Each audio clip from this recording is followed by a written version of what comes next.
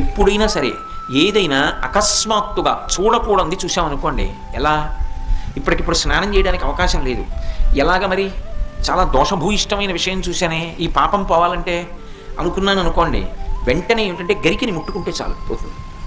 తీవ్రమైనటువంటి పీడకలు వచ్చిందనుకోండి, ఆ పీడకల పరిహారం అవ్వాలనుకోండి ఏ అభిషేకమో చేయించుకోవాలి. శక్తి లేదనుకోండి మీరు అన్ని పూజలు చేయించుకున్నట్టే. స్నానం చేసి ఒకసారి గరికని ముట్టుకుంటే చాలు, స్నానం చేయకపోయినా చెప్పులు ఇప్పి గరికను ఒకసారి ముట్టుకుంటే చాలు. అందుకే శతమూలా శతాంకుర సర్వగం హరతు మే పాపం దుర్వాదు స్వప్ననాశిని. ఓ శతమూలా శతాంకుర, నువ్వు అనేకమైన వేర్లతో ముందుకెడుతుంటావు, అటువంటి అంకుర నిన్ను ముట్టుకుంటున్నాను. దీనివల్ల ఏమవుతోంది? సర్వగం హరతు మే పాపం, నా పాపములన్నీ పోతున్నాయి. దుస్వప్ననాశిని, దుస్వప్నములు పీడకల యొక్క ఫలితము పోతోంది. అటువంటి గరిక విఘ్నేశ్వరుడి పాదముల మీద వేసి తీసి కళ్ళకద్దుకుని తల మీద పెట్టుకున్నారనుకోండి, విఘ్నములన్నింటినీ కూడా తీసేస్తాడు.